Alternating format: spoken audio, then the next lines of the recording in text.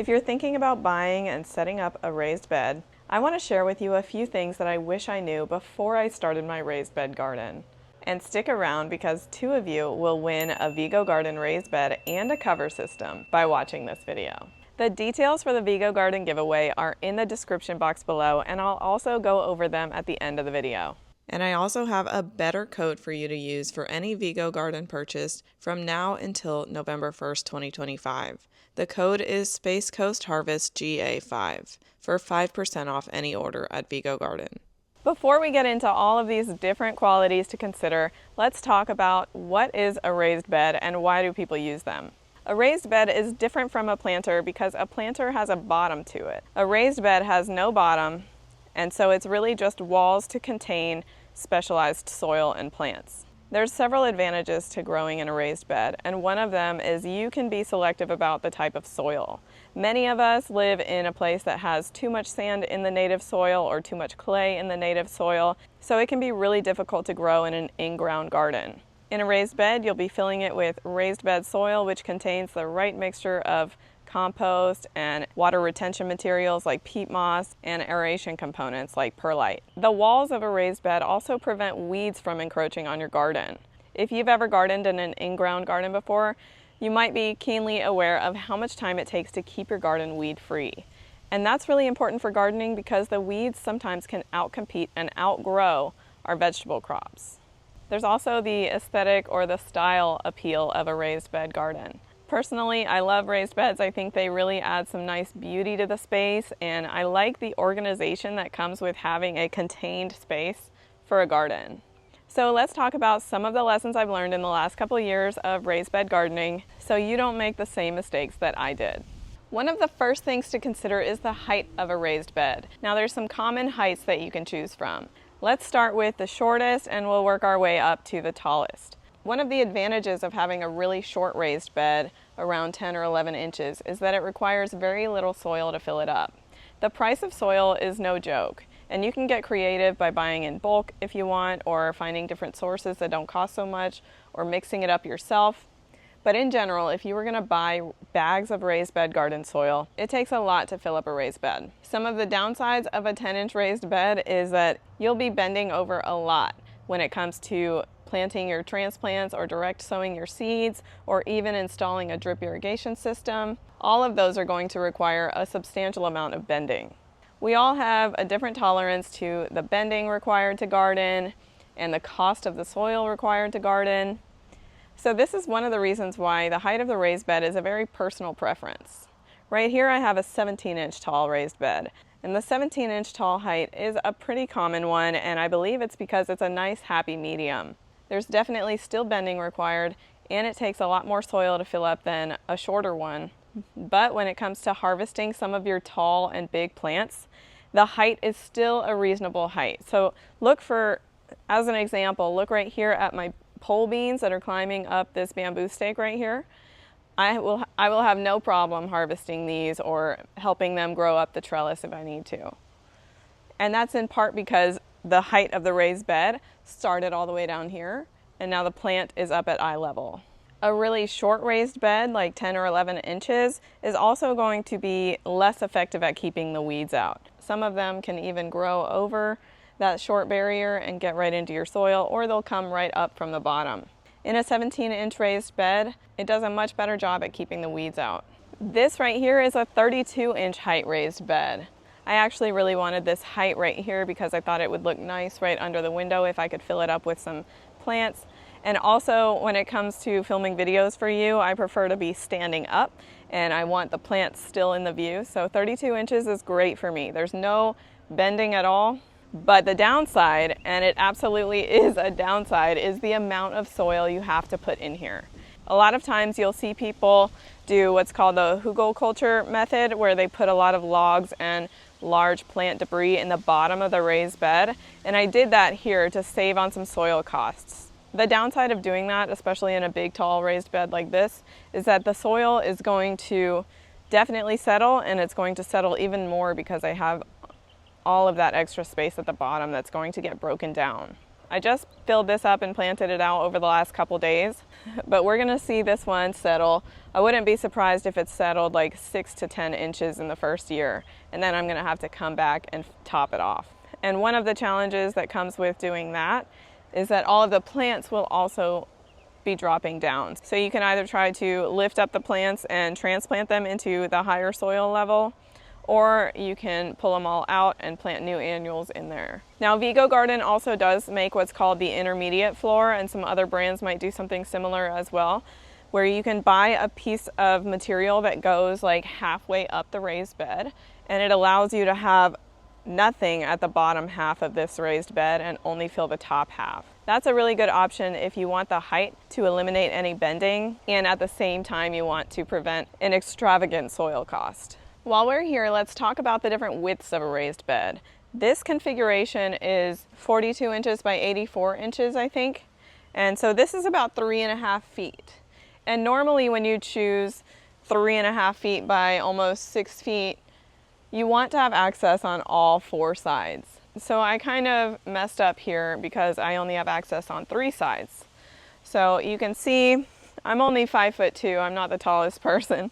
So if I'm standing on the front of the raised bed, I can reach, but I'm definitely reaching, and it's tough to get all the way back there.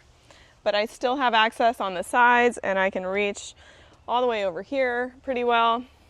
And so you need to consider where you're putting your raised bed and how many sides you have access to it when figuring out what width you want. Now, this raised bed, as well as the one that's on the other side of my yard, are similar in width. They're like 2 or 2.5 feet wide. And I did that on purpose because it's very long and I don't have access to that far side. And so I wanted to be able to lean over, plant the plant, help it climb up the trellis back here. So 2 feet to 2.5 feet is a great width if you're only accessing it really from one direction. When choosing your raised bed configuration, I also want to encourage you to think about your trellises you're going to use. So this again is a 2.5 foot deep raised bed. And on the back side, I have painted and zip tied a cattle panel to my black aluminum fence. And I did that because we have HOA regulations requiring which type of fence we have, but I wanted that horizontal element of the cattle panel to help my plants grip onto it better.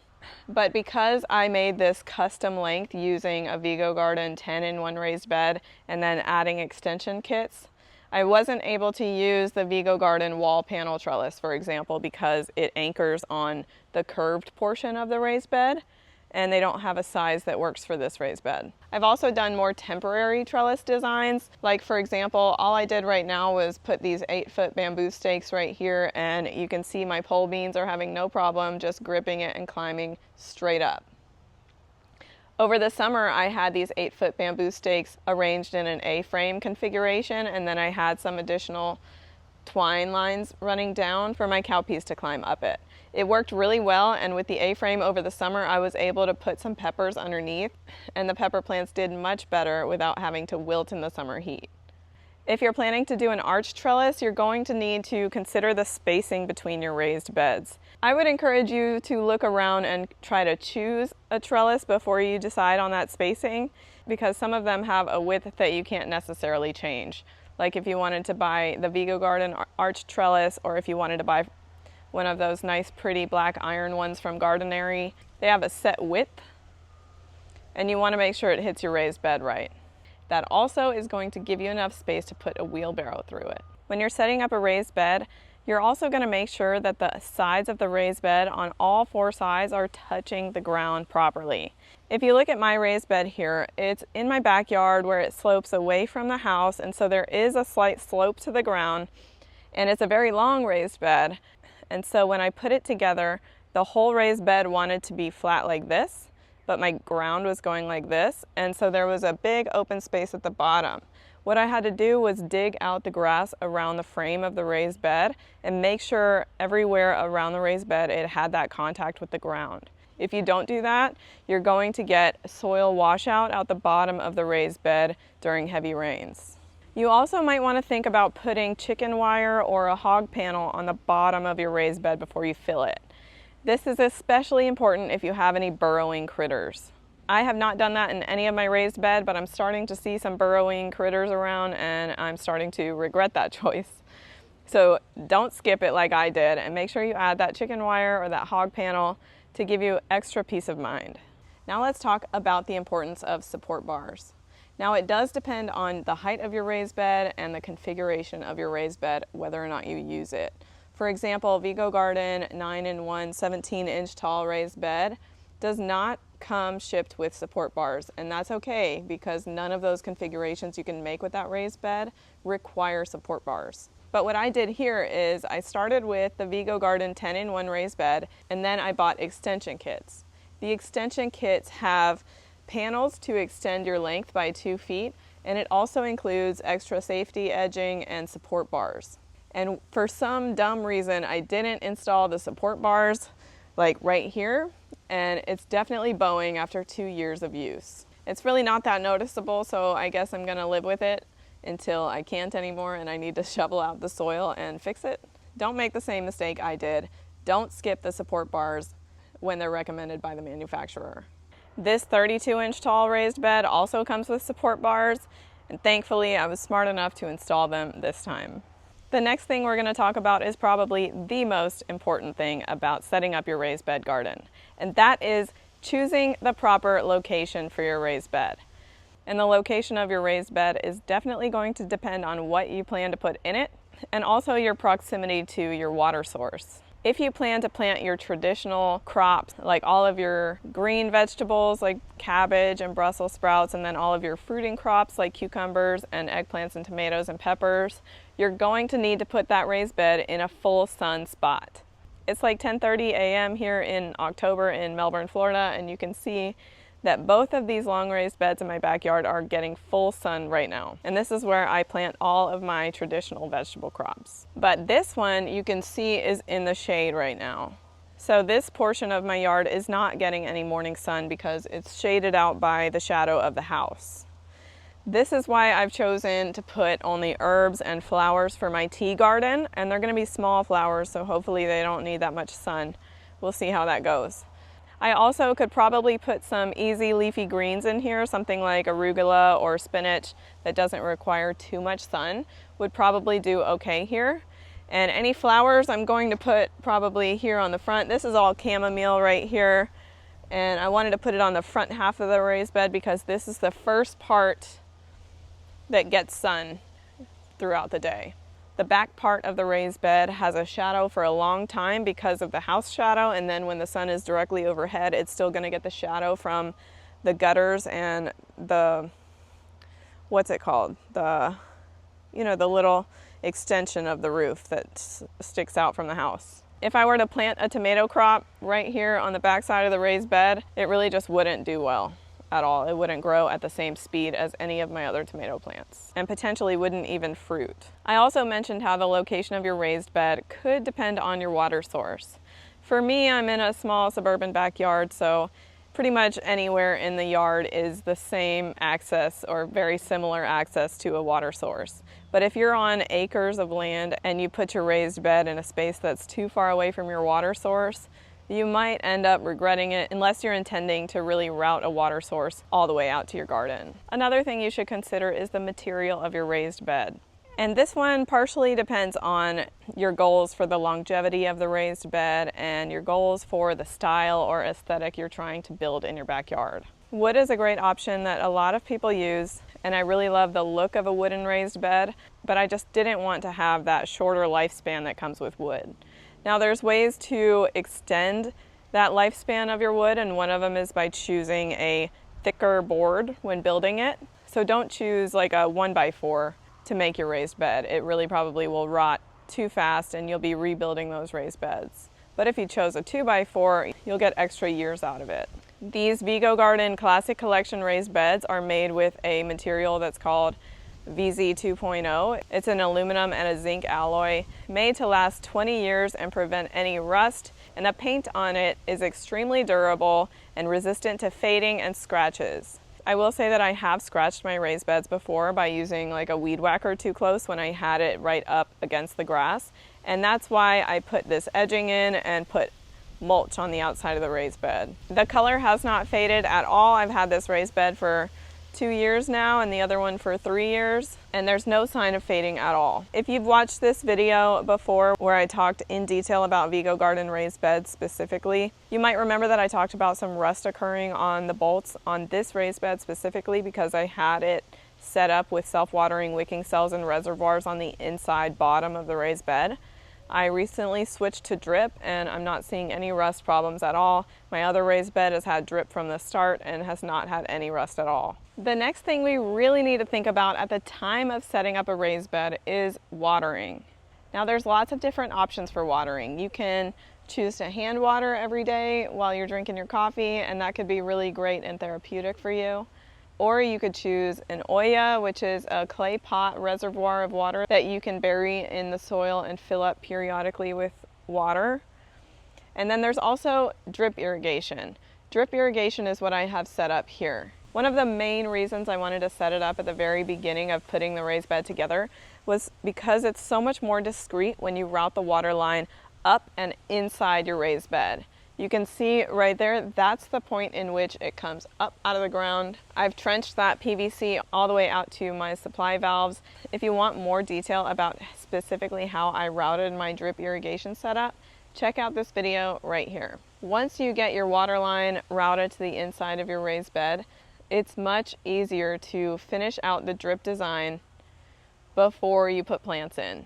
Imagine poking holes in that main line back there and routing these emitter lines. Imagine doing that when you're also dodging mature plants in your raised bed. It just makes it more complicated than it needs to be. And in my opinion, this is one of the best things you can do at the time of setup.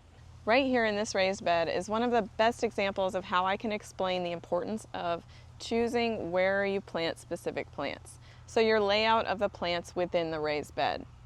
Right back here we have this cattle panel trellis, and this is where I've put the vining crops like a Boston pickling cucumber. You can see it's climbing it up, and it's not really going to create too much shade on the rest of the plants when the sun is in that position over there in the late afternoon. In the space in front of it in the raised bed, we've got a bunch of radishes. I know I probably should have thinned them, but I didn't, and at this point, I think I'm just going to see what happens. Over here we have some, I think this is Brussels sprouts. I don't remember. Label your plants, people. It's either Brussels sprouts or broccoli. And so that's another big crop that's right here. And over here we have a pepper plant. I think that's a Megatron jalapeno over there. And you can see how I filled in that soil. The soil is just covered with other crops. Root veggies were my choice right now, but as soon as I harvest a bunch of these radishes, I'm going to put a bunch of spinach in here as well. So don't be afraid to cram in crops as much as possible, and you can space out some binding crops with some fruiting crops and some root crops and some leafy greens. This spot right here is probably going to get a little bit messy, but here you can see I've got my tomato plants right on this cattle panel trellis against the fence again. And then right here in this tomato cage, there's a bush style cucumber plant. It's called a Space Master cucumber. I expect the cucumber plant to be shorter lived than the tomato plants. Cucumber plants here in Florida get a lot of diseases, so that one is probably going to produce cucumbers. I'll harvest them and then I'll get rid of the crop. Here we've got a flower. This is a borage flower. The pollinators love borage, and you're going to want to make sure you bring the pollinators into your garden by planting flowers. Flowers like this are going to help your tomatoes and your cucumbers and any other flowering plants to get pollinated naturally. Now let's get into the giveaway details, since I know all of you are waiting for that. So this giveaway will be open for 1 week. I'll choose 2 winners and notify them around 12 p.m. October 24th, 2025. In this giveaway, 2 people will receive over $300 worth of free gifts from Vego Garden. Each winner will receive one 17-inch tall 9-in-1 Classic Collection raised bed in the color of your choice and one Frost greenhouse cover system. The Frost greenhouse cover system is available in 2 configurations that work with your 9-in-1 raised bed, and that's going to be 3.5 foot by 6.5 foot or 2 foot by 8 foot. So you'll be able to choose the configuration, so we send you the correct frame. And the raised bed comes in all kinds of colors like the olive green that I have, pearl white, British green, terracotta, a sky blue, and even a modern gray color. You'll be able to choose the color of your raised bed as well. Now, how do you enter the giveaway? Vego Garden is doing a marketing theme right now about cozy gardening for winter. And although we live in Florida, I want you to answer in the comments below this question. What makes your garden feel cozy this season? You also need to subscribe to this channel, Space Coast Harvest, subscribe to Vego Garden's YouTube channel, and like this video.